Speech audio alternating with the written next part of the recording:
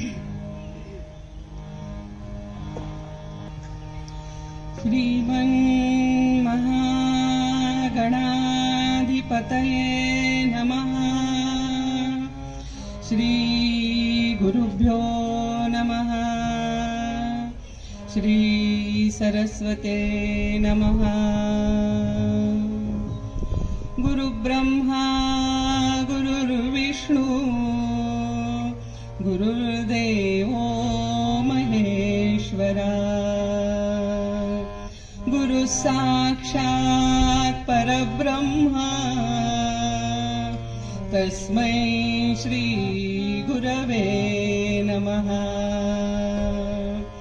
शिवानन्दसुतं देवं सत्यधर्मप्रवर्तकं सोनाम्बागर्भसम्भूतं गुरुं वन्दे गजाननम्।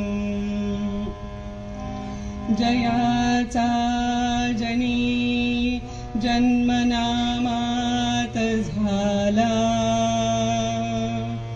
जयाने सदा वासनामात केला। जयाच्या मुखी सर्वदा नाम कीर्ती, नमस्कार त्या ब्रह्मचैतन्यमूर्ती। नमस्कार त्या ब्रह्मचैतन्यमूर्ती। नमस्कार त्या ब्रह्मचैतन्यमूर्ती। बोला पुंडलीकवरदा हरी विठ्ठल। श्री ज्ञानदेव तुकाराम पंढरीनाथ महाराज की जय।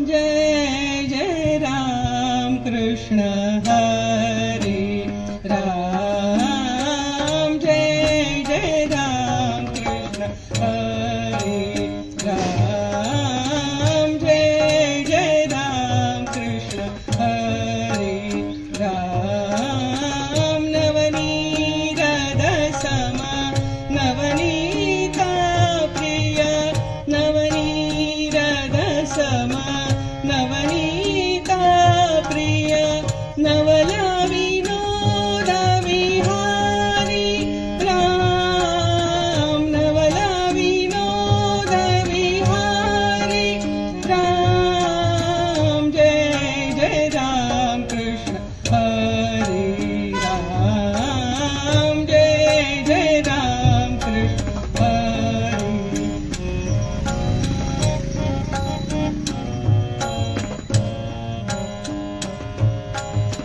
गोवर्धन धर गोपालन रत, गोवर्धन धर गोपालन रत, गोकुल संकट हारी राम। गोकुल संकट हारी राम। जय जय राम कृष्ण हरे राम। जय जय राम कृष्ण हरे।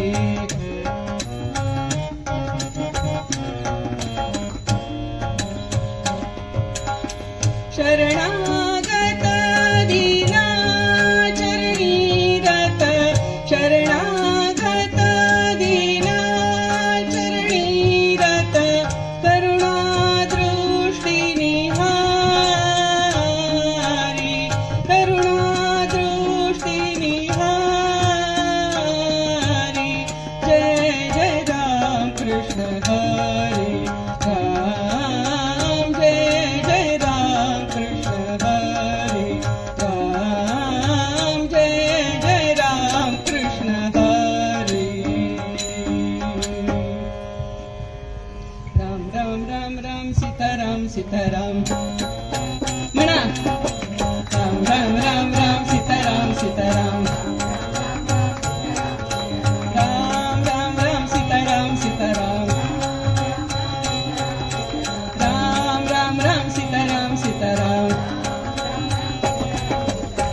राम राम राम सीताराम सीताराम राम राम राम राम सीताराम सीताराम राम राम राम राम सीताराम सीताराम राम राम राम सीताराम सीताराम बोला पुंडलिक वरदा हरी विठ्ठल श्री ज्ञानदेव तुकाराम पंढरीनाथ महाराज की जय आर्य सनातन वैदिक हिंदू धर्म की जय अवधूत चिंतन श्री गुरुदेव दत्त मंगल मूर्ती मोरया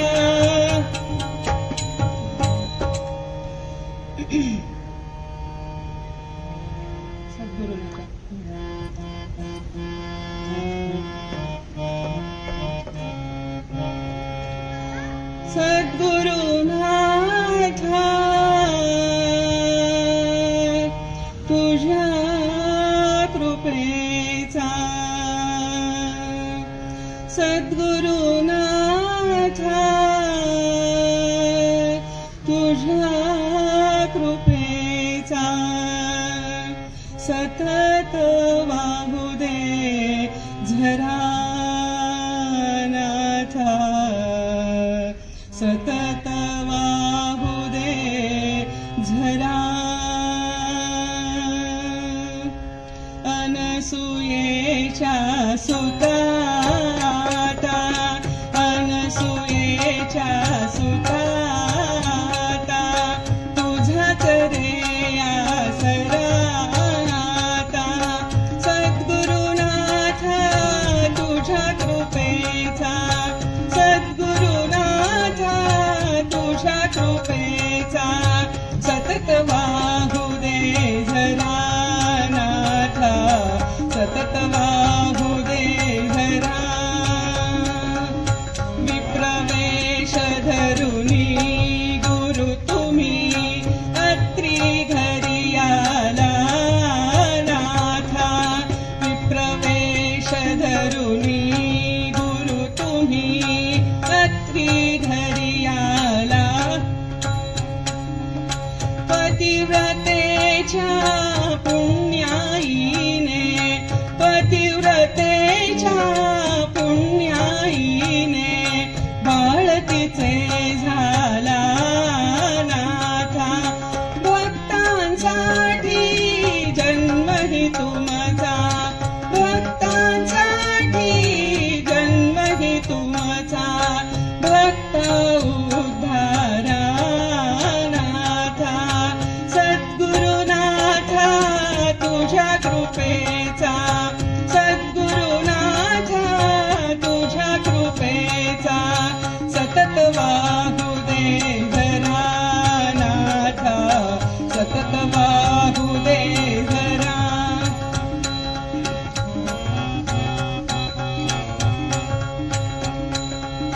कल्पुनी तुमचे रूप वर्णिले साक्षपटाया जरा नाथा साक्षपटाया जरा दर्शन द्यावे विनवी अनंता दर्शन द्यावे विनवी अनंता जोडुनी आपुले करा नाथा जोडुनी आपुले करा अंत नका हो मुळीच पाहू अंत नका हो मुळीच पाहू या हो या सत्वरा नाथा सद्गुरुनाथा तुझ्या कृपेचा सद्गुरुनाथा तुझ्या कृपेचा सतत वाहू दे झरा नाथा सतत वाहू दे झरा नाथा सतत वाहू दे झरा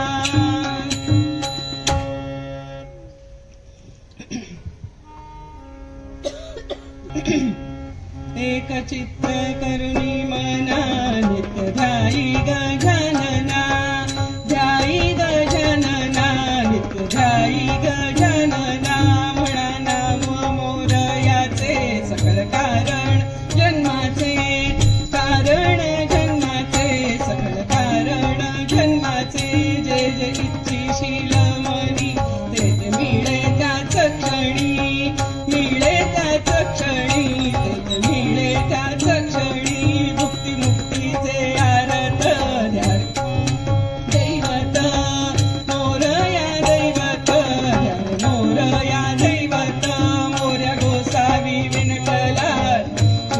उपदेश सांगितला, उपदेश सांगितला, तेने उपदेश सांगितला.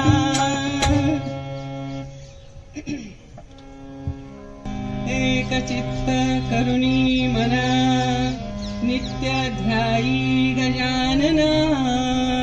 म्हणा नाम मोरयाचे, सकळ कारण जन्माचे. भुक्ती मुक्तीचे आरत, ध्या रे मोरया दैवत. म्हणा नाम मोरयाचे, सकळ कारण जन्माचे. जे जे इच्छिशील मनी, ते ते मिळे त्याच क्षणी. म्हणा नाम मोरयाचे, सकळ कारण जन्माचे. मोरया गोसावी विनटला, तेणे उपदेश सांगितला. म्हणा नाम मोरयाचे, सकळ कारण जन्माचे.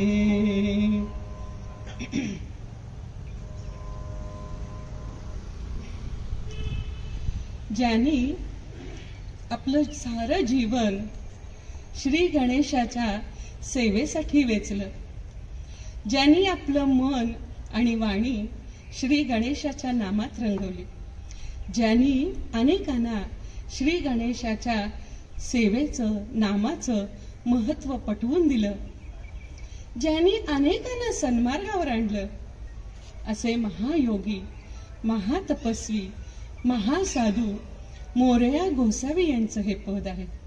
चिंचवडचे रहिवासी मोरया गोसावी जेव्हा करा नदी स्नान करायला गेले, तेव्हा त्यांच्या ओंजळीत श्री गणेशाची मूर्ती आली आणि ती मूर्ती घेऊन भाद्रपद शुद्ध चतुर्थी आणि माघी चतुर्थीला मोरगाव येथे जात असत.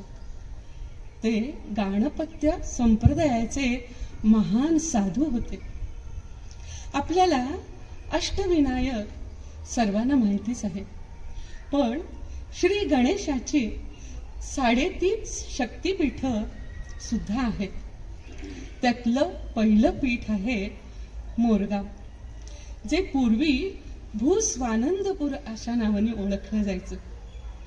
गाणपत्य संप्रदायाचं आद्य पीठ असं आहे ते. त्या क्षेत्राचा आकार मोरासारखा, म्हणूनही त्याला मोरगाव असं म्हटलं जात असे.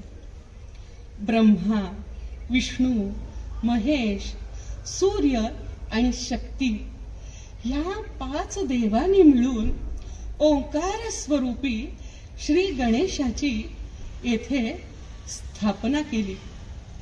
उन्मत्त झालेल्या सिंधुरासुराचा श्री गणेशाने वध केला आणि त्याचा सेनापती कमलासुर याचाही वध करून त्याचं शिर धडावेगळं केलं आणि जमिनीत पुरून त्याच्यावर श्री गणेश आरूढ झाले. त्या दिवसाचं प्रतीक म्हणून आत्ताही मोरगाव येथे दसऱ्याचा उत्सव साजरा केला जातो. असं हे मोरगाव गणेश पीठ आहे. ह्या गणपतीच्या ठिकाणाचं अनेक वैशिष्ट्य म्हणजे असं की ह्या गणेशाच्या पुढे नंदी प्रतिष्ठापित झालेला आहे. असं पहिलं पीठ. दुसरं पीठ आहे राजुरेश्वर. जालना येथील राजुरेश्वर, त्याला राजापूर असेही म्हटलं जातं. वरण्य राजाला प्रसन्न होऊन श्री गणेशाने तिथे त्याला गणेश गीता सांगितली. जसे श्रीकृष्णाने अर्जुनाला भगवत गीता सांगितली, तसंच श्री गणेशाने वरण्य राजाला गणेश गीता सांगितली. राजापूरचा महागणपती म्हणून प्रसिद्ध आहे. वरण्य राजाचा राजवाडाही होता म्हणून. असं हे दुसरं पीठ आहे. तिसरं पीठ म्हणजे श्री पद्मालय.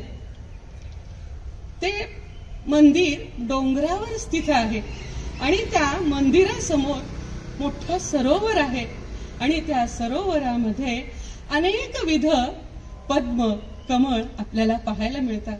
म्हणून त्याचं नाव पद्मालय असं ठेवलं गेलं. इथलं वैशिष्ट्य असं की इथे 2 गणपती पाहायला मिळतात. एक महान दत्त भक्त सहस्रार्जुनाने स्थापित केलेला एक गणेश आणि शेषनागाने स्थापित केलेला धरणीश्वर गणेश असे 2 गणपती पाहायला मिळतात.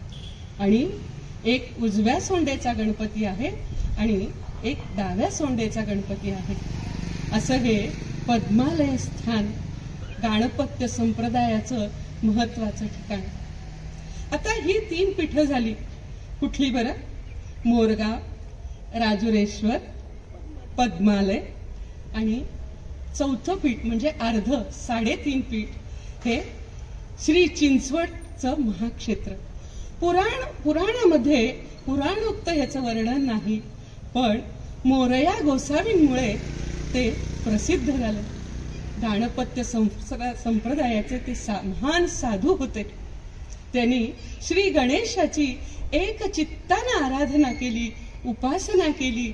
श्री गणेशाची मूर्ती घेऊन ते मोरगावला जात असत. शके 1383 साली त्यांनी तिथे जिवंत समाधी घेतली. म्हणून तेही प्रसिद्ध असं गणेशाचं ठिकाण आहे. असं 3.5 पीठ श्री गणेशाचे आहे. गणेशाच्या उत्सवाच्या निमित्तानं हे आपल्याला थोडीशी माहिती. तर मोरगावचे जे मोरया गोसावी यांच्यामुळे बर का आपण गणपती बाप्पा मोरया, मंगलमूर्ती मोरया असंही म्हणतो. त्यांनी आपल्याला श्री गणेशाची उपासना कशी करावी हे सांगितलं. ते म्हणतात, एक चित्त करुणी मना नित्य ध्यायी गजानना. एक चित्तानं श्री गणेशाचं ध्यान करा. एक चित्तानं नुसतं नव्हे बरं, नित्य ध्यायी गजानना. एक चित्तानं नित्य नेमानं श्री गणेशाचं ध्यान करा. म्हणा नाम मोरयाचे सकळ कारण जन्माचे. तुमच्या जन्माचं जर सार्थक व्हायचं असेल तर एक चित्तानं गणेशाचं ध्यान करा. तसं ना सर्व संतांनी आपल्याला नामाचं महत्व सांगितलंय. मोरया गोसावी श्री गणेशाचं नाम घ्या म्हणून सांगतातच एक चित्तानं. कारण मन आपलं कसं आहे बरं, चंचल आहे. त्या मनाला स्थिर ठेवून नाम घेणं फार महत्वाचं आहे. ब्रह्मचैतन्य महाराजही आपल्याला नामाचं महत्व सांगतातच की. ते काय म्हणतात की नाम सदा बोलावे, गावे भावे जनासी सांगावे. हाच सुबोध गुरूंचा, नामा परते न सत्य मानावे. त्यांनीही राम नामाचं महत्व सांगितलं. ते पण आपल्याला सांगतात एक चित्तानं भगवंताचं नाम घ्या. पण मी नाम घेतोय हे सुद्धा विसरायला हवं असं नाम घ्या. पण मन स्थिर हवं, एक चित्तानं नामस्मरण करायला हवं असं संत आपल्याला सांगतात. पुढच्या चरणामध्ये मोरया गोसावी आपल्याला म्हणतात, भुक्ती मुक्तीचे आरत ध्यारे मोरया दैवत. भुक्ती म्हणजे काय हो? इहलौकिकचं सौख्य म्हणजे प्रापंचिक सौख्य. मुक्ती म्हणजे पारलौकिक सौख्य, परमार्थामुळे मिळणारं पारलौकिक सौख्य. भुक्ती मुक्तीचे आरत ध्यारे मोरया दैवत. प्रपंचिते भाग्य परमार्थी वैराग्य दोन्ही यथा सांग दोन्हीकडे. म्हणजे प्रपंचिते भाग्य कशामुळे हो? प्रपंचात राहून भगवंताचं नामस्मरण जर केलं ना त्याच्या एवढं भाग्य दुसरं कुठलं आहे. त्यामुळं प्रपंचिते भाग्य परमार्थी वैराग्य दोन्ही यथा सांग दोन्हीकडे. काय माहितीये का, माणसाला प्रपंचामध्ये हे हवं, माझं ते हवं, जे जे मिळेल ते ते हवं, जे न मिळेल तेही हवं. जन्म यातच जात असे. आमचे सद्गुरू म्हणतात, हे हवेचे थवे थांबवायला हवे तरीच मिळेल काही नवे. तुम्ही जर ह्या संसारात गुरफटून राहिलात ना तर तुम्हाला पारमार्थिक सौख्य मिळणार नाही, मुक्ती साधता येणार नाही. भुक्ती आणि मुक्ती दोन्ही जर साधायचं असेल तर श्री गणेशाची आराधना करा, उपासना करा, एक चित्तानं त्याचं ध्यान करा.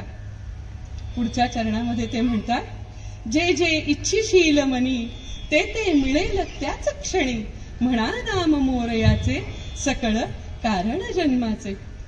जे जे इच्छा कराल ना ते ते तुम्हाला श्री गणेश प्राप्त करून देईल आणि त्याचं नाम घ्या.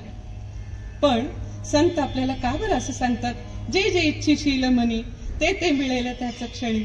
आपण कसं आपल्या मुलांना, तू जर अभ्यास करशील तर तुला अमुक एक दिन, चांगले मार्क मिळवलास तर तुला अमुक एक दिन, असं आपण मुलांना सांगतोच की नाही.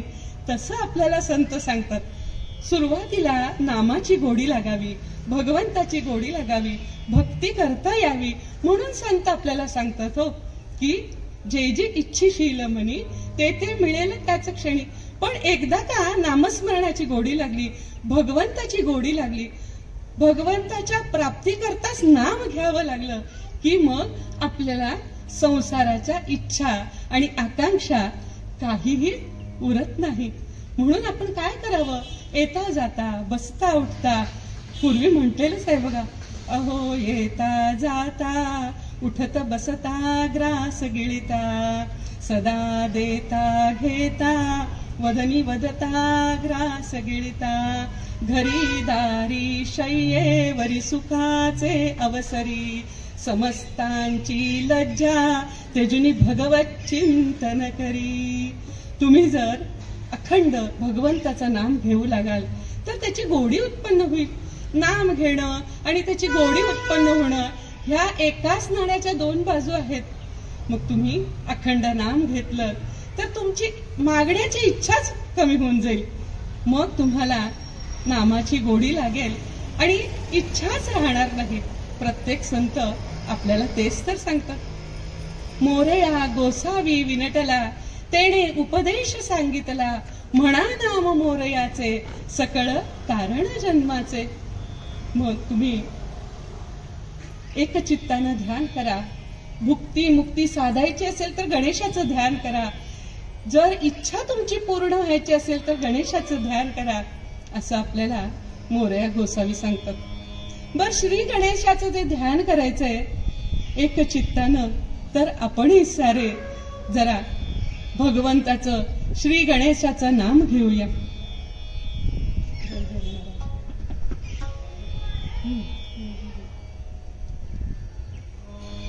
आता सर्वजण मिळून श्री गणेशाचं ध्यान करूया.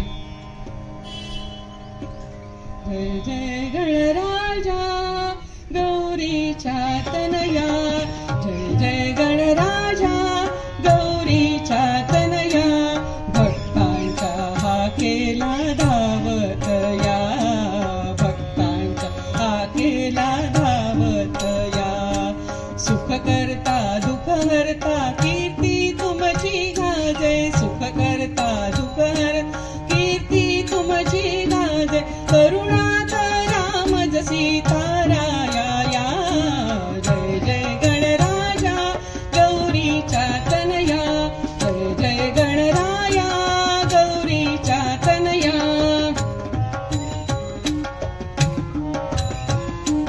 ओंकारा गणनाथा दीनांचा नाथा, ओंकारा गणनाथा दीनांचा नाथा, सुमधुर्वा पूजा ही स्वीकाराया, सुमधुर्वा पूजा ही स्वीकाराया, या गौरी तुमरा या विघ्नहरा, या गौरी तुमरा या विघ्नहरा, कर्पूर गौरा तुमच्या जपतो मी नामा, सिंधूर वदना मंगल कार्याला या, जय जय गणराया गौरीच्या तनया, जय जय गणराया गौरीच्या तनया.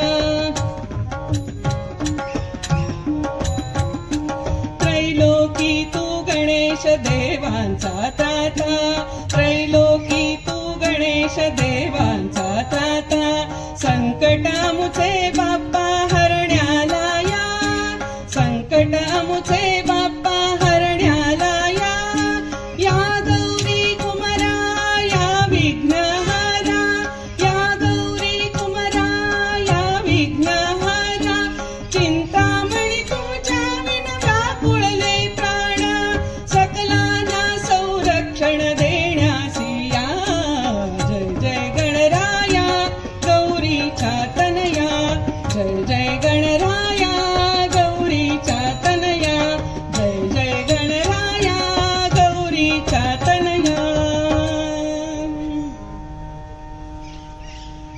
गणरायाचं ध्यान केलं.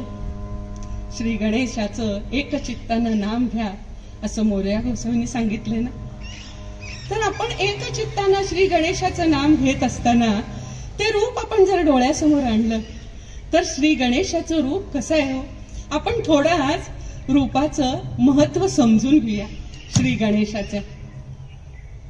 गणेशाचं आपण जर डोळे मिटून रूप डोळ्यासमोर आणलं, ध्यान डोळ्यासमोर आणलं, तर गणेश हा मांडी घालून बसलेला आहे. सर्वसाधारणपणे श्री गणेशाची मूर्ती ही मांडी घालून बसलेलीच पाहायला मिळते. तीच खरंच शास्त्रोक्त पद्धतीची. आता वेगवेगळ्या प्रकारच्या गणेश मूर्ती असतात, पण ती खरी नाही बरं.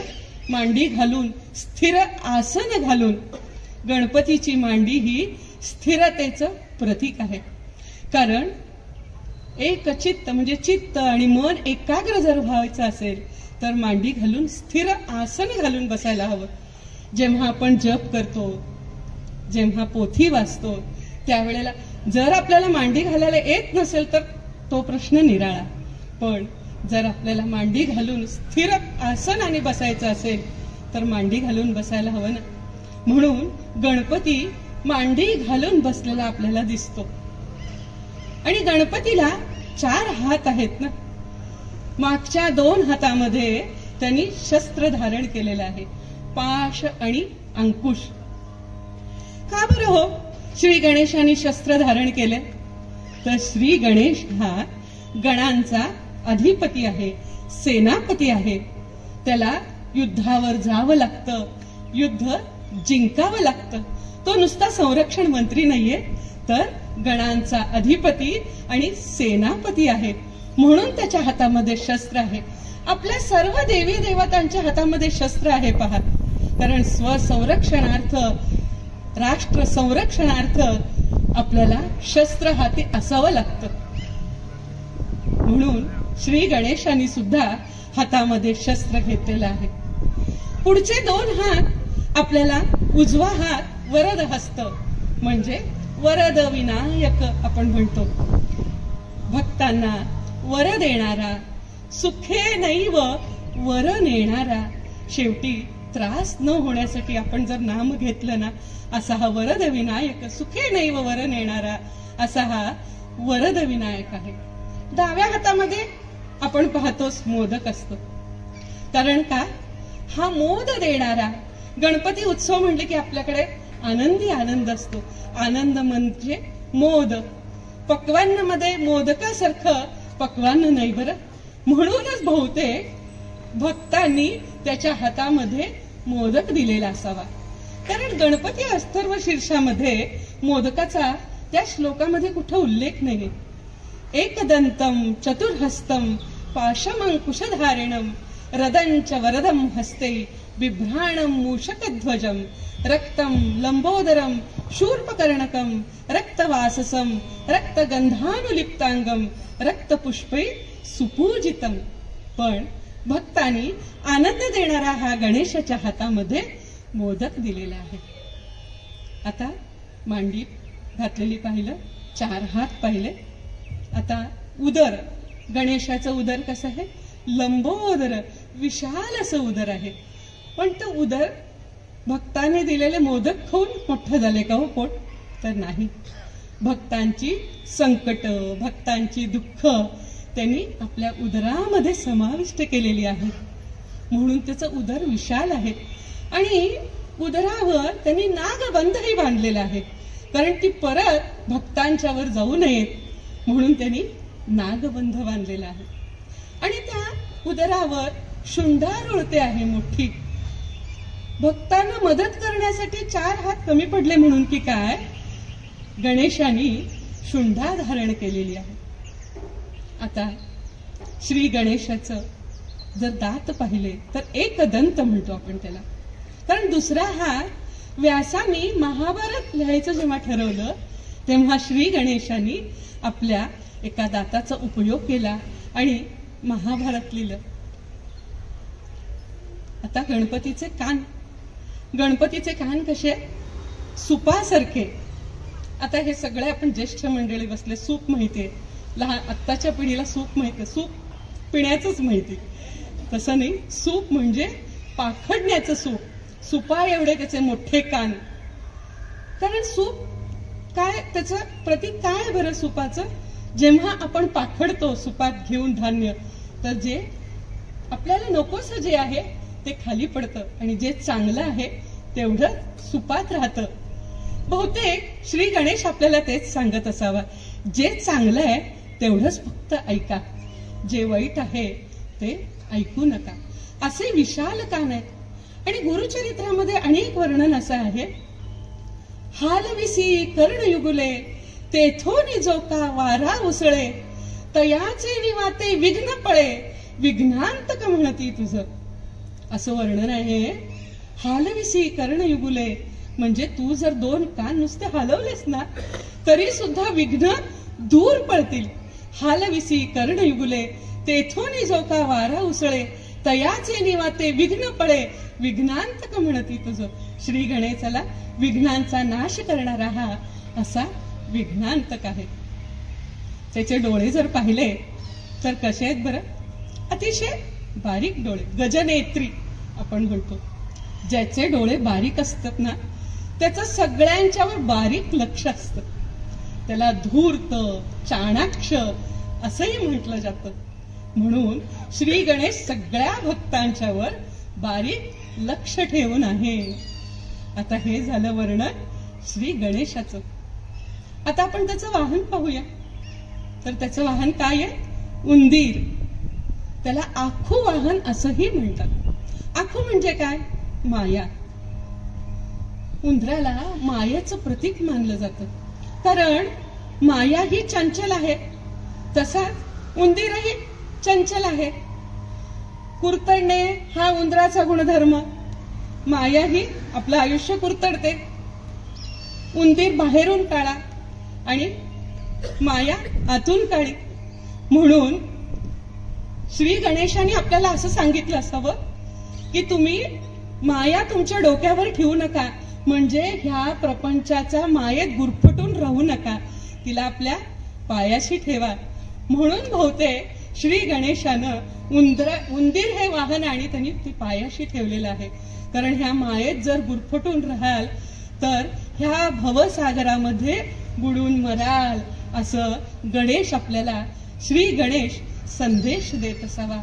असं हे उंदीर वाहन गणेशाने आपलं धारण केलेलं आहे. असं हे गणेशाचं ध्यान मोरया गोसावी म्हणतात. हे रूप एक चित्तानं श्री गणेशाचं ध्यान करा. ध्यानामध्ये सातत्य असू द्या. नित्यनेमानं गणेशाचं ध्यान करा, असं मोरया गोसावीने आपल्याला सांगितलेलं आहे. मूळ पद पाहूया. पूर्वरंग झालाय. आता आपण आख्यानाकडे जाणार आहोत. तर बुक्का हार श्री गणेशाला वाहून आपण पूर्वरंग पूर्ण करून आख्यानाकडे. आज आख्यान आहे पार्वती सांत्वन. श्री गणेशाने पार्वतीचं कसं सांत्वन केलं याच्यावर आख्यान आपण घेऊया. तर 5 मिनिटं हे मूळ पद घेऊया आणि पूर्वरंग संपूया.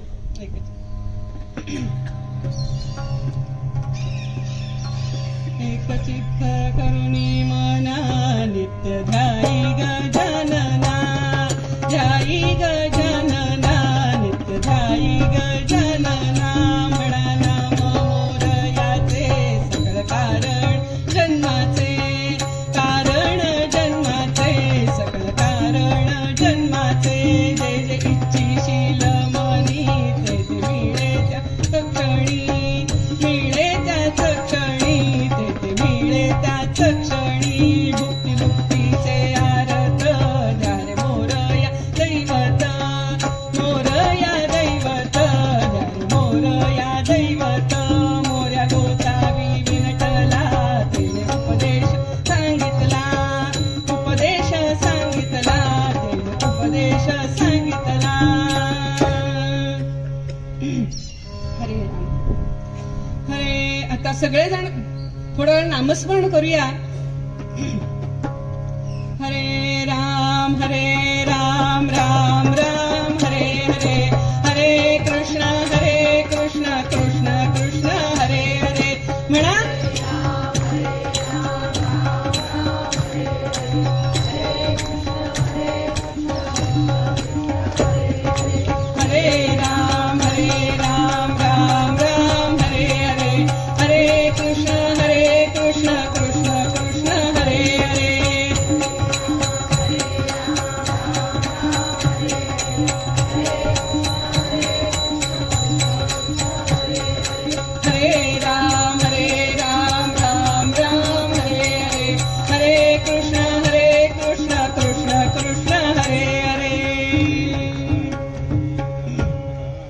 आता श्री गणेशाचा उत्सव चालू आहे, तर आपण श्री गणेशाचं इनाम घेऊया.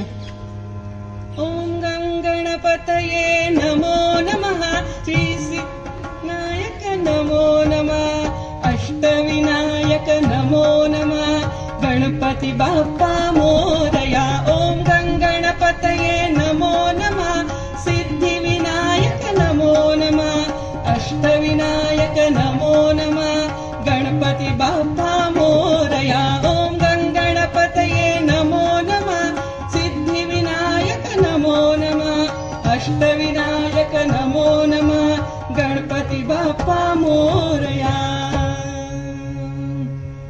बोला बोला पुंडलिक म्हणायचं. बोला पुंडलिक वरदा हरी विठ्ठल, श्री ज्ञानदेव तुकाराम, पंढरीनाथ महाराज की जय. अवधूत चिंतन श्री गुरुदेव दत्त, मंगलमूर्ती मोरया. आता आपण हारणी हे करूया, तोपर्यंत हरे राम म्हणत राहूया आपण. हरे राम राम राम हरे हरे, हरे कृष्ण कृष्ण कृष्ण हरे हरे, हरे राम राम राम हरे हरे, हरे कृष्ण कृष्ण कृष्ण हरे हरे, हरे राम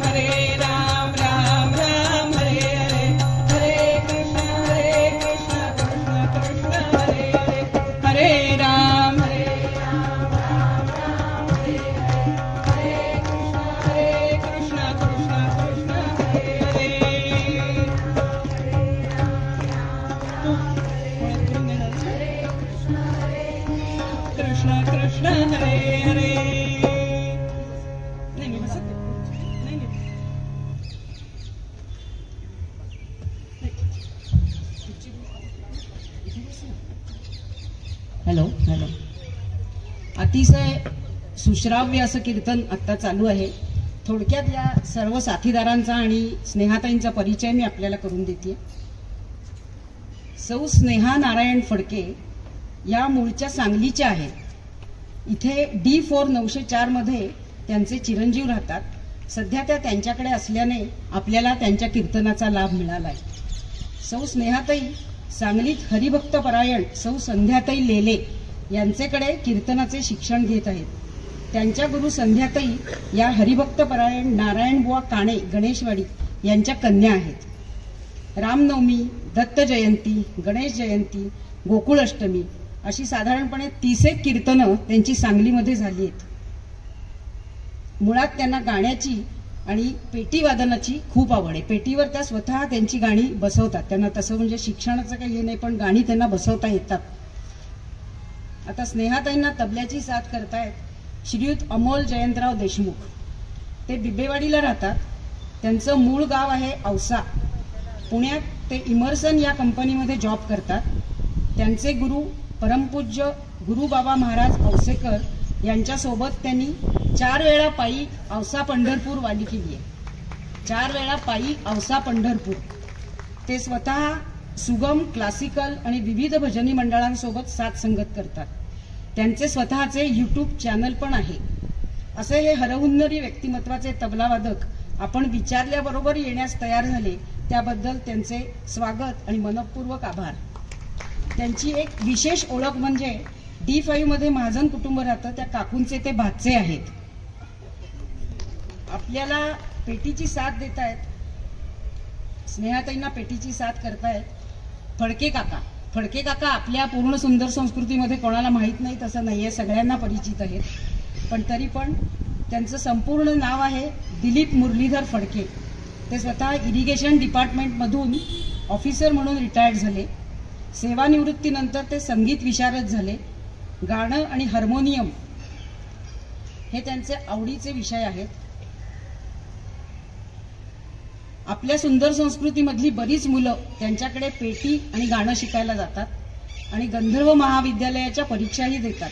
त्याच्यात माझा नातू आदी सुद्धा आहे, त्याच्या 2 परीक्षा झाल्या आहेत. सर्व सार्वजनिक कार्यक्रमांमध्ये दोघेही फडके पती पत्नी अतिशय उत्साहाने सहभागी असतात. पेटीला दुसरी साथ करतोय श्रीयुत नचिकेत नारायण फडके, स्नेहाताईंचे चिरंजीव. यांचे शिक्षण पुण्यात झाले आहे. ते MBA फायनान्स आहेत आणि बँक ऑफ न्यूयॉर्क मगरपट्टा इथे ते जॉबला आहेत. त्यांना स्वतःला सिंथेसायझर व्हायोलिन वाजवायला आवडते आणि गाण्याची पण त्यांना खूप आवड आहे. 2च दिवसांपूर्वी आपण त्यांचं गाणं सर्वांनी ऐकलं आहे. अशी संपूर्ण ही फडके फॅमिली गाण्याशी निगडीत आहे आणि त्यांची एक विशेष ओळख म्हणजे आमचे सांगलीचे ते सख्खे शेजारी आहेत. आमची सांगलीला घरं शेजारी शेजारी आहेत. तर आता स्नेहाताईंना मी त्यांच्या पुढच्या कीर्तन सेवेस त्यांनी प्रारंभ करावा अशी विनंती करते. तर मगाशी पूर्वरंगामध्ये एक उल्लेख करायचा होता, पण ओघामध्ये तो राहून गेला. आपला हिंदू सनातन धर्म आहे.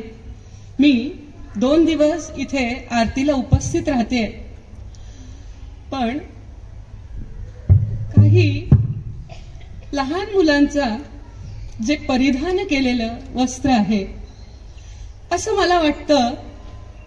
खरं तर आपल्याला ही गोष्ट सांगायला लागू नये, कारण दुसऱ्या धर्मामध्ये सांगायला लागत नाही. बघा, आपल्या हिंदू धर्मामध्ये आपल्या पालकांना आपल्या मुलांना सांगावं लागतं की आपली जी वेशभूषा आहे ती परिधान करून गणपती उत्सवात किंवा कुठलाही आपला पारंपरिक उत्सव असो किंवा धार्मिक उत्सव असो त्यामध्ये या असं सांगावं लागतं. तेच दुसऱ्या कुठल्याही धर्मामध्ये अलिखित नियमच असतो, ते त्याच वेशभूषेत येतात. पण आपल्या इथं असं दिसतं की आपले पारंपरिक वेश सोडून दुसरे वेश घातले जातात. ते खरं तर बरं दिसत नाही. कुठल्याही आपल्या धार्मिक समारंभामध्ये पालकांनी ही काळजी घ्यावी की आपलं मूल आपल्या हिंदू जे वेशभूषा आहे, आपल्या सनातन धर्माला जी शोभेल, आपल्या बाप्पालाही आवडेल, आपल्या देवालाही आवडेल, अशा वेशभूषेत यावं. ही खरं तर सर्वांनी काळजी घ्यावी. हे पुढच्या काळामध्ये अतिशय जरूर आहे. आपण आपला धर्म आपणच सांभाळायचा आहे. म्हणजे वेश तिथं जिथं जे चांगलं दिसतं तिथं तरी ते चांगलं घातलं जावं असा आवर्जून मी उल्लेख करते. कुणी राग मानू नका, पण मला जे वाटलं जे दिसलं ते सांगितलं. कीर्तनकाराला तेवढं थोडं सांगण्याचा अधिकार आहे कारण संतांचा जे विचार आहेत ते पोचवण्याचं काम कीर्तनकार करतो ना, पोस्टमॅनच असतो तो. त्यामुळं थोडं मी माझ्या ह्याच्यात अधिकार घेऊन आपल्याला सांगते. इथे सगळे ज्येष्ठ मंडळी बसले, मी सगळ्यांच्या पेक्षा लहानच आहे, पण आपल्या पाल्यांना थोडीशी सवय लावावी असं वाटतं. आता आपण आख्यानाकडे वळूया.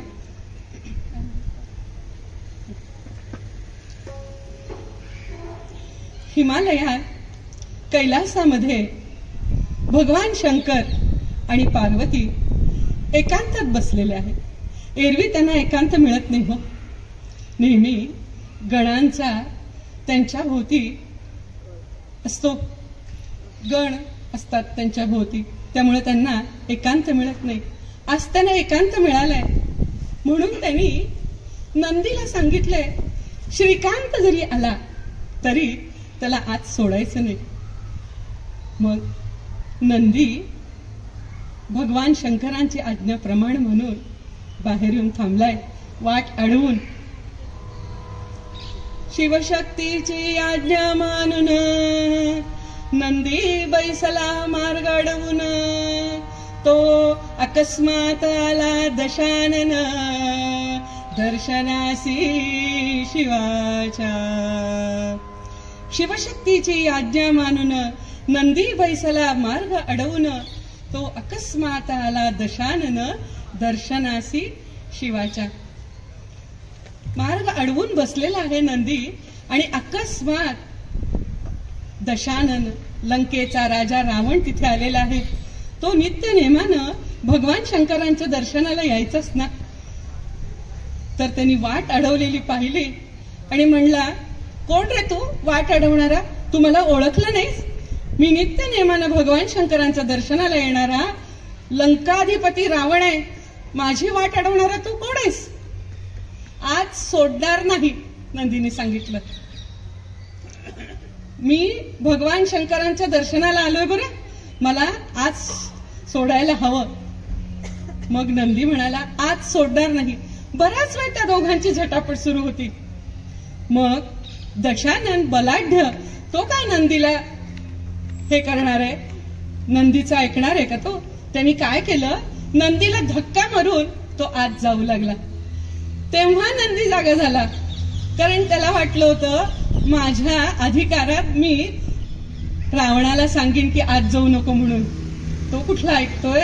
त्यांनी जेव्हा धक्का दिला तेव्हा नंदी जागा झाला आणि म्हणाला, अरे थांब थांब रावणा, भगवान शंकरांची आज्ञा आहे, आज सोडू नको म्हणून, तुला जाता येणार नाही. मग रावण भगवान शंकरांचीच आज्ञा म्हणल्यावर काय करणार, तिथेच बसून राहिला आणि भगवान शंकरांचं ध्यान करतोय. भोलेनाथांचं त्यांनी ध्यान लावलेलं आहे.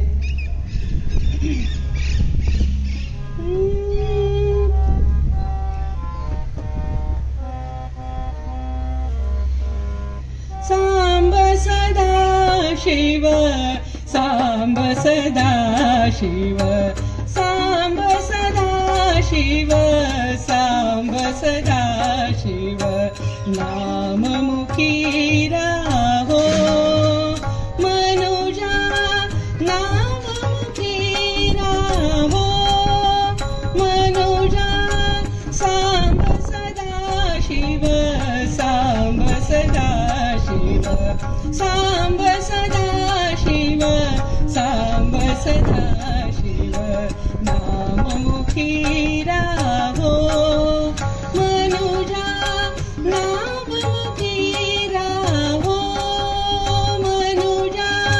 डिम डिम डिम डिम डमरू वाजे, ओम नमः शिवाय, ओम नमः शिवाय, ओम नमः शिवाय, ओम नमः शिवाय, ओम नमः शिवाय, ओम नमः शिवाय, ओम नमः शिवाय, ओम नमः शिवाय, ओम नमः शिवाय. डिम डिम डिम डिम डमरू वाजे, डिम डिम डिम डिम डमरू वाजे, हर हर शब्दे गिरीवर गाजे, नमी नारायण शंकर गिरिजे, नमी नारायण शंकर गिरिजे, नाम मुखी राहो मनुजा, नाम मुखी राहो मनुजा, सांब सदा शिव, सांब सदा शिव, सांब सदा शिव, सांब सदा शिव, नाम मुखी राहो मनुजा, नाम मुखी राहो मनुजा. भगवान शंकरांचं लंकाधिपती रावणानं ध्यान लावलेलं आहे. मनापासून जसं मोरया गोसावी सांगतात, एक चित्तानं मनापासून भगवान शंकरांची त्यांनी आराधना केलेली आहे. भगवान शंकर कशासाठी बरं प्रसिद्ध आहेत, तर लगेच प्रसन्न होण्यासाठी. भोलेनाथ असं आपण त्यांना म्हणतो. रावणाने त्यांची भक्ती केली, नाव घेतलं, तर भगवान शंकरांना थोडीच राहणार आहे भक्तांना भेटल्याशिवाय. भगवान शंकर रावणाला भेटण्यासाठी तातडीनं बाहेरच आलेले आहेत आणि ते बाहेर आले तर कसे दिसत आहेत ते आपण पाहूया. निज भक्त सहाकारी प्रगटली नंदीवर स्वारी निज भक्त सहाकारी प्रगटली नंदीवर स्वारी त्रिशूल डमरू शिंग तुतारी व्याघ्रांबरधारी त्रिशूल डमरू शिंग तुतारी व्याघ्रांबरधारी जटाजूट अन्भस्म विलेपन जटाजूट अन्भस्म विलेपन तेज तनूवर भारी निज भक्त सहाकारी प्रगटली नंदीवर स्वारी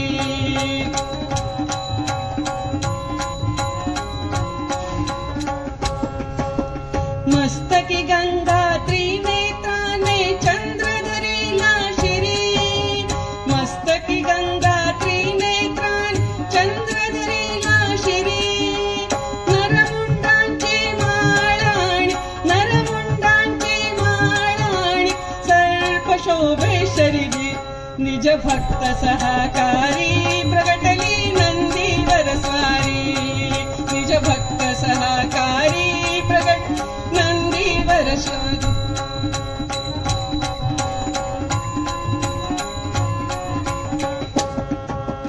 महाशिवरात्री पूजा अर्चा जो जो भक्त करी महाशिवरात्री पूजा जो जो भक्त करी त्यांच्यासाठी भोळा शंकर त्यांच्यासाठी भोळा शंकर धावत ये लवकरी निज भक्त सहाकारी प्रगटली नंदीवर स्वारी निज भक्त सहाकारी प्रगट नंदीवर स्वारी प्रगटली नंदीवर स्वारी प्रगटली नंदीवर स्वारी असा भक्तांना नेहमी सहाय्य करणारा त्वरित प्रसन्न होणारे असे भगवान शंकर भोलेनाथ त्रिशूळ डमरू शिंग तुतारी व्याघ्रांबरधारी जटाजूट अनभस्म विलेपन तेज तनूवर भारी निज भक्त सहाकारी प्रगटली नंदीवर स्वारी असे रावणासमोर प्रगट झालेले आहेत आणि रावणाला म्हणतायत रावणा मी तुझ्यावर प्रसन्न झालेलो आहे वर माग तुला काय हवंय तो वर माग पण असा वर माग हे रावणा तुझवरी मी हे रावणा तुझवरी मी प्रसन्न वर माग वांछिसी मनिजो देईन तुझला आता वाढे तव मान सज्जनी जनितो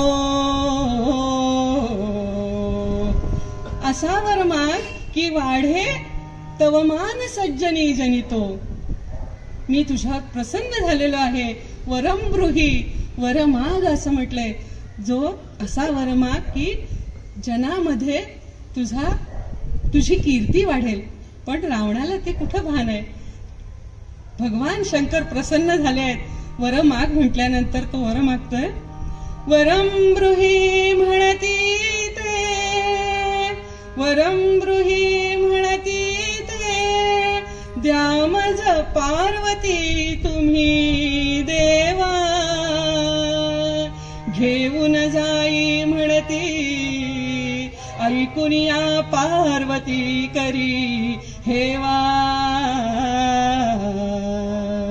वरम ब्रूही वर माग म्हटल्यानंतर वरम ब्रूही म्हणती ते द्या मज पार्वती तुम्ही देवा घेऊन जाई म्हणती ऐकून या पार्वती करी हेवा पार्वतीला सुद्धा हेवा वाटला ह्या भक्तांचा कारण काहीही मागितलं तर लगेच देणारा लगेच वरदान देणारे असे भगवान शंकर भोलेनाथ तथास्तु म्हटलंय पार्वती मातेला अतिशय राग आलेला आहे संतापली आहे मनामध्ये ती म्हणतीये मागणाऱ्याला एक कळत नाही हो देणाऱ्याला तरी कळायला हवं ना त्यांनी काही मागितलं आणि देऊन टाकायचं का असं ती मनामध्ये खूप रागवलेली आहे चिडलेली आहे पण ती काही बोलली नाही रावणाने पार्वती मातेला का बरं मागितलं त्याला पार्वती मातेला लंकेमध्ये नेऊन शक्तीपीठ बनवायचं होतं. त्याने एकदा प्रयत्न केला होता बघा, आत्मलिंग नेऊन लंकेमध्ये स्थापित करायचा प्रयत्न केला होता, पण श्री गणेशाने तो प्रयत्न पूर्ण होऊ दिला नाही. आता त्यानं पार्वती मातेला नेऊन शक्तीपीठ स्थापन करायचं ठरवलं. मग पार्वती मातेला अतिशय राग आलाय, संतापलीये, पण एकदा तथास्तु म्हटल्यानंतर संपला ना विषय. मग पण तरी सुद्धा भगवान भोलेनाथ रावणाला म्हणताय, तू पार्वती मातेला घेऊन जा, पण माझी एक अट आहे. काय बरं? नेई तू मम पार्वती परितिला, सांभाळ प्रेमे अति, व्हावा ना अपमान त्रास तिजला, देई ती येलारती. जरी झाला अपमान त्रास तिजला, क्रोधे भरे पार्वती, शापोनी करील भस्म सत्य तुझला, हे जाण तू निश्चिती. माझी अट अशी आहे की तू पार्वती मातेला घेऊन जा, पण तिला त्रास होणार नाही, तिचा अपमान होणार नाही, ही काळजी घे बरं, नाहीतर तुला शाप देऊन भस्म करून टाकेल. त्याला मी जबाबदार नाही, ते तुझं तू बघ. आता तू पार्वती मातेला घेऊन जाऊ शकतोस, असं भगवान शंकरांनी रावणाला सांगितलं. मग आता रावण मनात म्हणतोय, आता पार्वती मातेला न्यायचं तर कसं न्यायचं, कारण तिचा अपमान व्हायला नाही पाहिजे, तिला त्रास नाही व्हायला पाहिजे. आता तर आपण वाहन काही आणलं नाही, मग न्यायचं कसं? बरं, तेव्हा तर काय रेल्वे, विमान, बस अशी सेवा नव्हती. पण रावणाला काय गरज आहे ह्या सगळ्याची? रावण बलाढ्य, तो एवढा मोठा बलदंड, त्याचा देह त्यांनी पार्वती मातेला आपल्या खांद्यावरच घेतली आणि निघालेला आहे पार्वती मातेला घेऊन. पार्वती मातेनं काय केलं? नारद मुनींना प्रेरणा दिली आणि म्हणाल्या की ह्या संकटातून नारद मुनी, देवर्षी नारद, हे कुठलंही संकट असो देवांच्यावर आलेलं ते निवारण करणारे हे नारद मुनी, जे आमच्या गादीचे मालक आहेत, त्यांच्या नावानंच आम्ही कीर्तन सेवा करतो. त्यांना आपण कळीचा नारद म्हणतो खरं, पण ते कळकळीचे नारद आहेत बरं. ते समाज प्रबोधन करतात. जे वाकडं चालतात त्यांना सरळ करण्याची जबाबदारी नारद मुनींची आहे. पार्वती मातेनं नारद मुनींना प्रेरणा दिली. मग नारद मुनींनी प्रेरणा मिळाल्याबरोबर ते पार्वती मातेकडे निघालेले आहेत आणि ते निघता निघता त्यांनी श्री गणेशाची आराधना केली, कारण गणेश हा संकटांचा नाश करणारा विघ्नांतक आपण त्यांना म्हणतो ना. मग त्यांनी श्री गणेशाची प्रार्थना केली. आपणही सारे जण श्री गणेशाची प्रार्थना करूया, पार्वती मातेला ह्या संकटातून वाचव हे सांगण्यासाठी त्याचं आराधना करूया.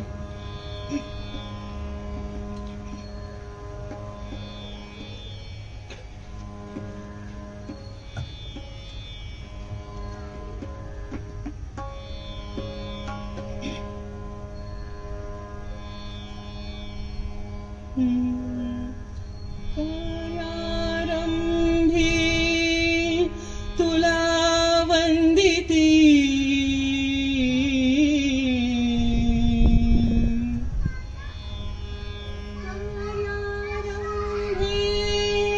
तुला वंदिती,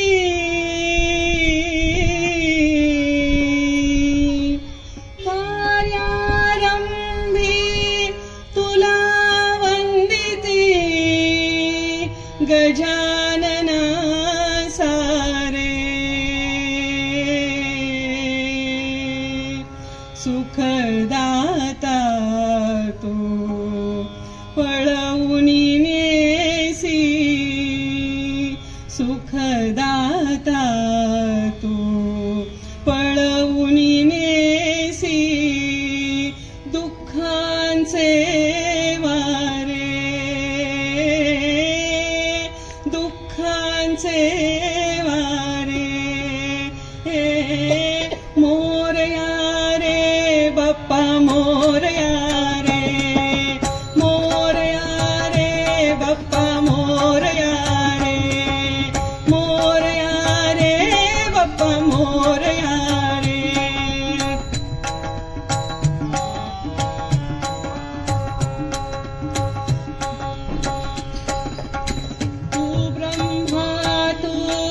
विष्णू शिव ही सूर्य चंद्र तारे,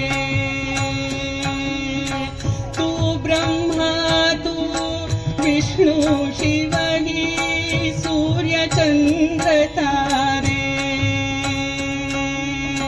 व्यापक तू जगदात्मा देवा अग्नि वरुणा रे, व्यापक तू जगदात्मा देवा अग्नि वरुणा रे,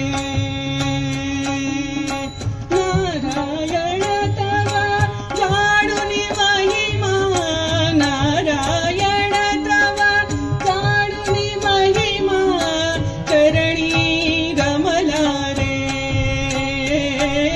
मोरया रे बाप्पा मोरया रे, मोरया रे बाप्पा मोरया रे, मोरया रे बाप्पा मोरया रे.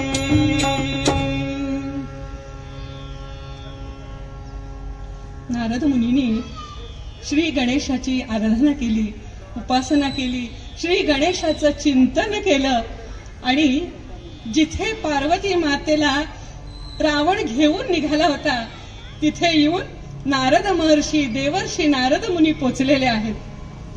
रावणाला नारद मुनींना पाहून असं वाटलं हा शुभ शकुन आहे. देवर्षी नारदांचं दर्शन झालं हा शुभ शकुन वाटला हो ना रावणाला. म्हणून रावणाने नारद मुनींचं स्वागत केलंय. नारद मुनी आपण आलात, फार आनंद वाटला, या मी तुमचं स्वागत करतो. नारद मुनी जवळ आलेले आहेत. त्यांनी रावणाकडे पाहिलं. रावणा कुठं निघालास तू आणि हे काय ध्यान घेतलंयस, कुणाला घेऊन चाललायस?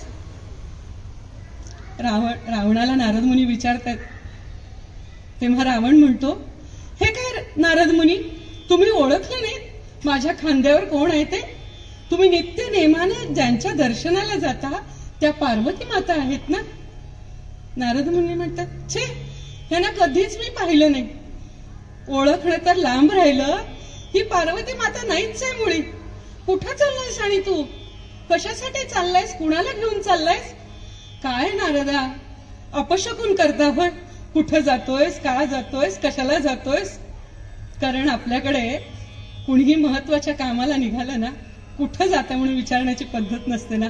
रावणाला राग आला. तुम्ही अपशकुन करताय नारदा माझा. अरे पण तू कुणाला घेऊन चाललायस? अहो ही पार्वती माता आहे. पार्वती माता? शक्यच नाही. माझी पार्वती माता कसं आहे माहितीये का? कशी आहे? पार्वती माता अतिशय सुंदर, तिचे रूप लावण्य मनोहर, गौर कांती जैसा कर्पूर माऊली माझी. कशी आहे? सुंदर आहे, मनोहर आहे, गौर कांती अशी पार्वती माता आहे.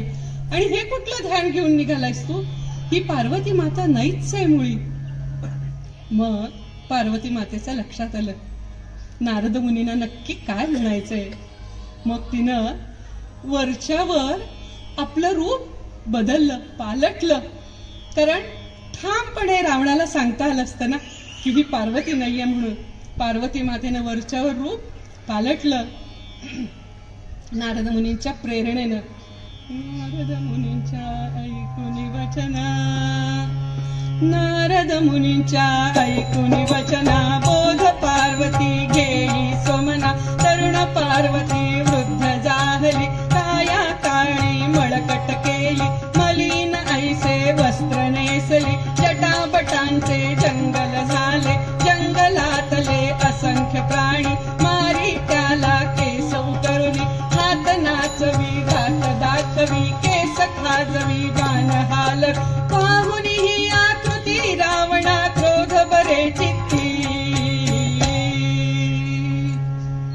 नारद मुनींच्या ऐकुनी वचना, बोध पार्वती घेई सोमना, तरुण पार्वती वृद्ध जाहली, काया काळी मळकट केली, मलिन ऐसे वस्त्र नेसली, जटाबटांचे जंगल झाले, जंगलातले असंख्य प्राणी, मारही त्याला केस उकरुनी, हात नाचवी, दात दाखवी, केस खाजवी, मान हालवी, पाहून ही आकृती रावणा, क्रोध बरे चित्ती. ह्याला कटाव प्रकार म्हणतात. आमच्या कीर्तनाच्या संस्कृतीमध्ये हा कटाव आहे. असं वर्णन केलेलं आहे. पार्वती मातेनं कसं रूप धारण केलं ह्याचं वर्णन आहे. मग नारद मुनींनी पाहिलं हे रूप. आता म्हणलं बरं झालं, आता ठामपणे रावणाला सांगू शकतो की ही पार्वती माता नाहीच आहे म्हणून. अरे रावणा, बघ तरी ती पार्वती माता आहे का, कशी दिसतीये बघ. असं म्हटल्यानंतर रावणाला राग आला.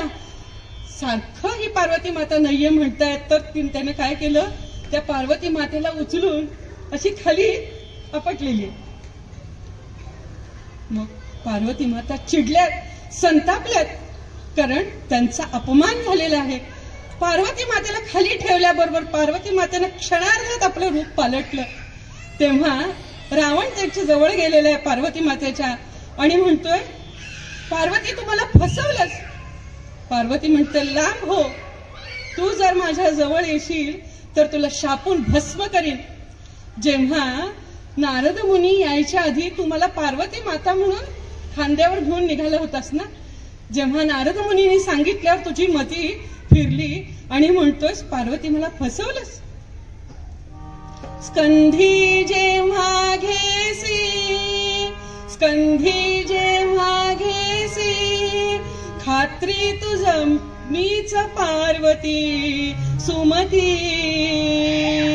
नारद वाक्ये संशय उपजे चित्तात संचरे कुमती. तुझ्या चित्तात कुमती उत्पन्न झाली आणि माझ्यावर संशय घेतलास आणि माझा अपमान केलास. इथून ताबडतोब निघून जा, माझ्या अंगाला हात लावशील तर मी तुला शापून भस्म करेन. असं म्हणल्यावर काय करते होते रावण, खाली मान घालून निघून गेलं. बघा, कर्नाटक आणि महाराष्ट्र सीमेवरच थोडस गंमत. रावण निघून गेला आणि नारद मुनींचंही आलेलं काम झालं. हो, ते कशासाठी आले होते ते काम झालं. रावणही गेला, नारद मुनी पुढच्या कामाला निघून गेले. पण पार्वती माता चिडलेल्या, संतापलेल्या, त्या म्हणतायत आता आपण इथून कुठेही जायचं नाही, इथेच थांबायचं, आपण घरी जायचं नाही. हा निर्णय घेतला. बघू कसं करमतंय त्यांना. 1 दिवस 2 दिवस किती दिवस काढतील बघूया. उठता बसता माझी आठवण होणारच ना. म्हणून त्यांनी निर्णय घेतला आपण इथून कुठेही जायचं नाही. पण भारतीय नारी मनामध्ये फक्त भगवान शंकरांचं चिंतन आहे. भगवान शंकरांच्या चिंतनात त्या तिथेच थांबल्यात. इकडे कैलास पर्वतावर भगवान शंकर वाट पाहतायत पार्वती मातेची. आज येईल, उद्या येईल, परवा येईल, पण काय पार्वती माता येईना. तेव्हा त्यांनी वीरभद्राला पाठवून दिले.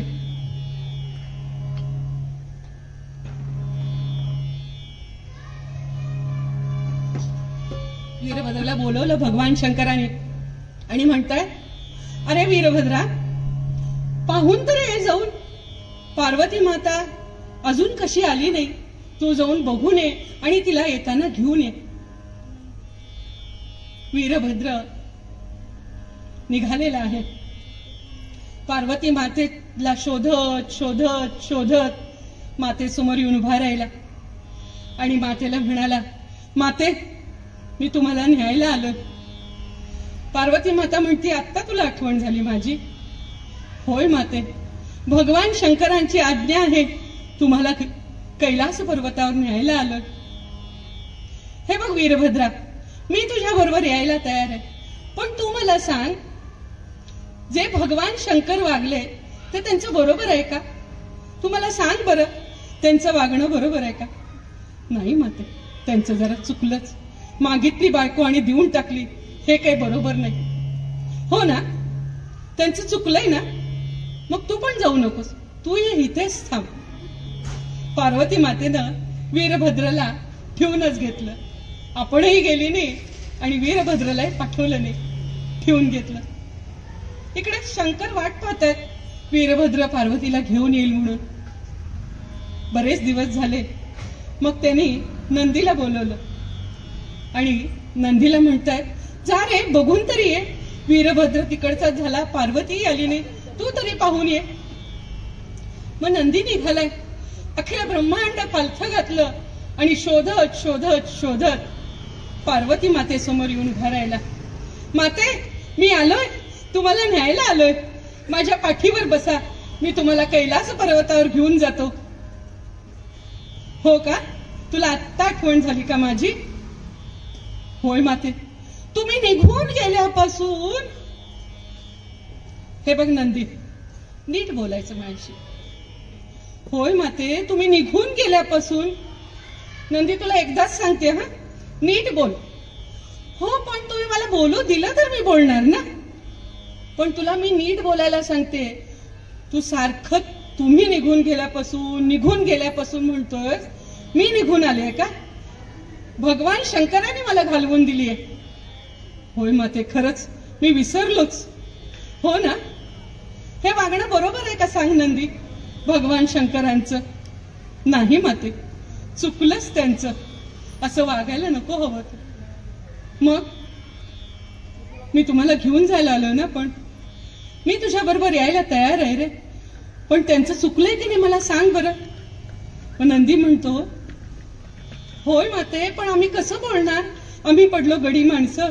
तुमच्या बाजूनं बोलावं तर त्यांना राग येणार, त्यांच्या बाजूनं बोलावं तर तुम्हाला राग येणार. कसं बोलणार आम्ही?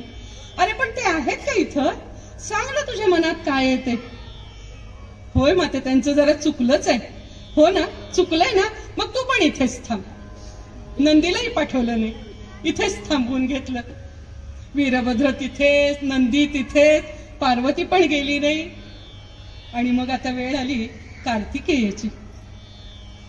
भगवान शंकरांनी कार्तिकेयाला बोलवलं आणि सांगितलं, जा रे पाहून तरी ये. नंदी तिकडचाच झाला, वीरभद्र तिकडचाच झाला, तू तर बघून ये, तुझ्या मातेला घेऊन ये. कार्तिकेय मोरावर बसून निघालेले आहेत. आता कीर्तनामध्ये लगेच आवरायचं म्हणून पोचले सुद्धा. कार्तिकेय पोचले सुद्धा आणि मातेच्या समोर येऊन उभे ठाकले. मातेला साष्टांग प्रणिपात केला आणि मातेची प्रार्थना करतायत.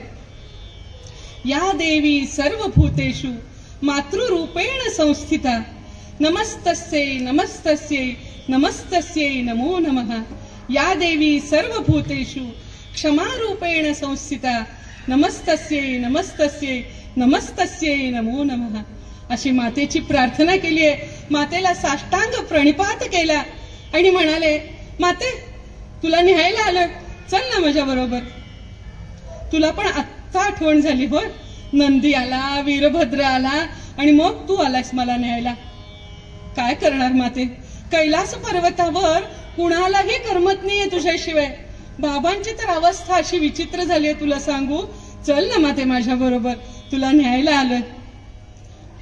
कार्तिकेय आपलं पार्वतीचं परत तेच सांगणं, मी यायला तयार आहे, पण तू मला सांग, तुझ्या बाबांचं बरोबर आहे का?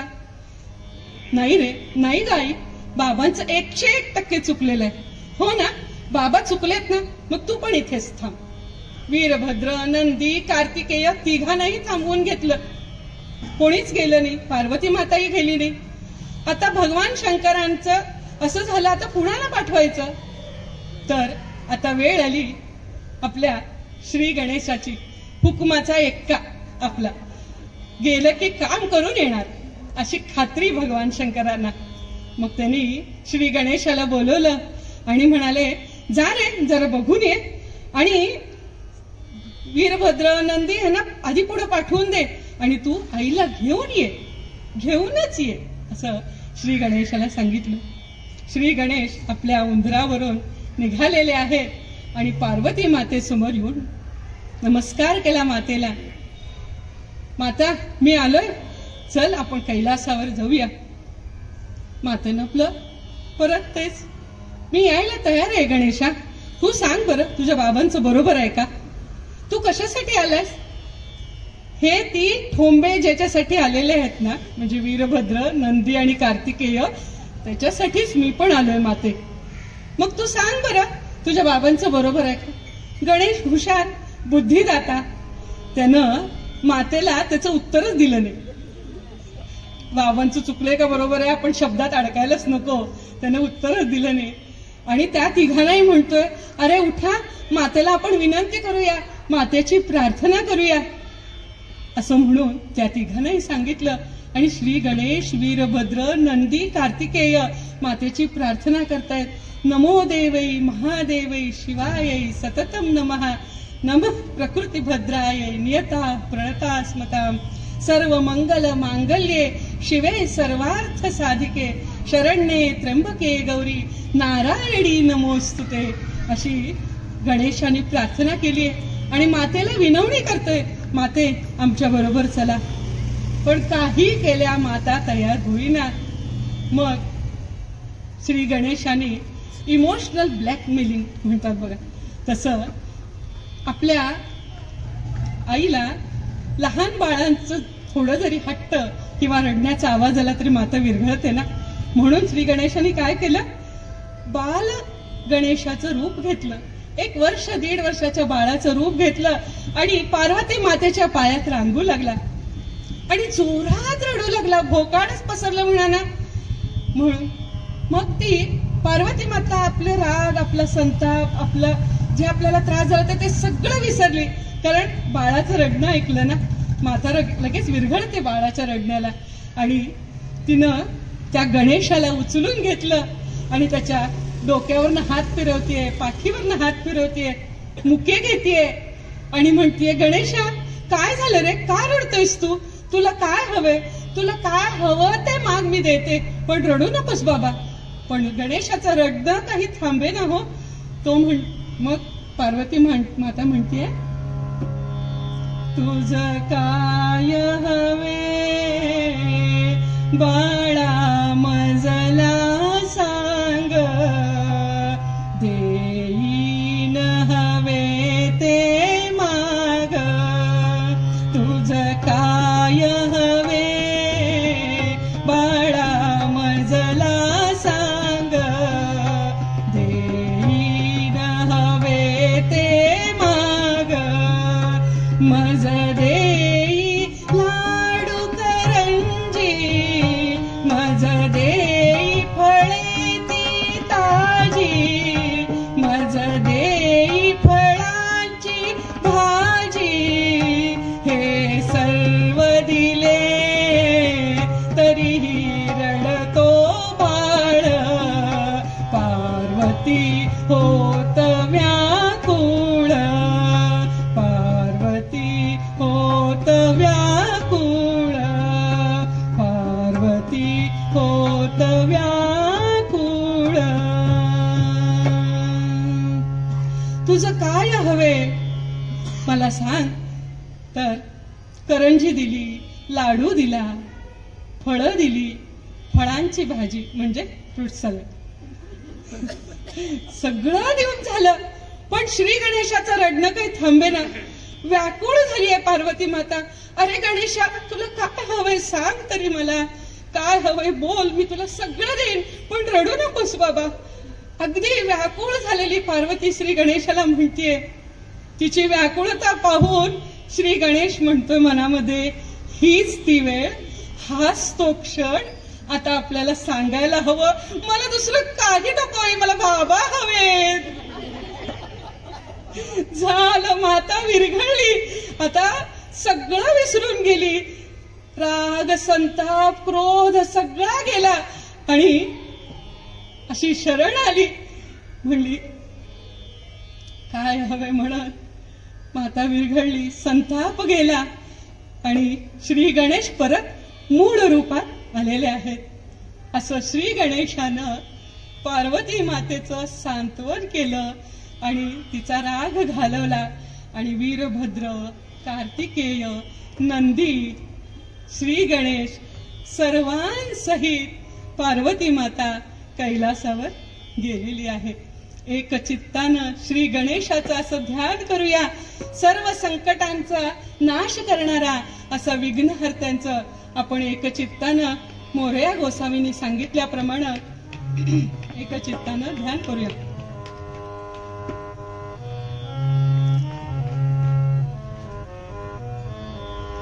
एक चित्त करुणी मना, एक चित्त करुणी मना, नित्य ध्यायी गजानना, नित्य ध्यायी गजानना, नित्य ध्यायी गजानना, नित्य ध्यायी गजानना, एक चित्त करुणी मना, एक चित्त करुणी मना, एक चित्त करुणी मना. झालेली सेवा भगवंताच्या चरणी अर्पण करूया. सगळ्यांना सुख समृद्धी देऊ दे, सगळ्यांचं भलं करू दे. जी सेवा घडली ती माझ्या सद्गुरु चरणी अर्पण करते, श्री गणेशाच्या चरणी अर्पण करते. जे काही चांगलं माझ्याकडनं ऐकायला मिळालं असेल ते माझ्या सद्गुरूंची कृपा, जे काही माझ्या चुका असतील त्या माझ्या स्वतःच्या, असं म्हणून भगवंताजवळ मागणं मागूया. दान देगा देवा तुझा विसरण व्हावा, विसरण व्हावा तुझा विसरण व्हा. गुण गाईन आवडी हेची माझी सर्व जोडी, माझी सर्व जोडी हेची माझी सर्व जोडी. न लगे मुक्ती आणि संपदा, लगे मुक्ती आणि संपदा. संत संग दे सदा, संत संग दे सदा, संत संग दे सदा. तुका म्हणे गर्भवासी सुखे घालावे आम्हासी, घालावे आम्हासी सुखे घालावे आम्हा. गुण गाईन आवडी हेची माझी सर्व जोडी, माझी सर्व जोडी हेची माझी सर्व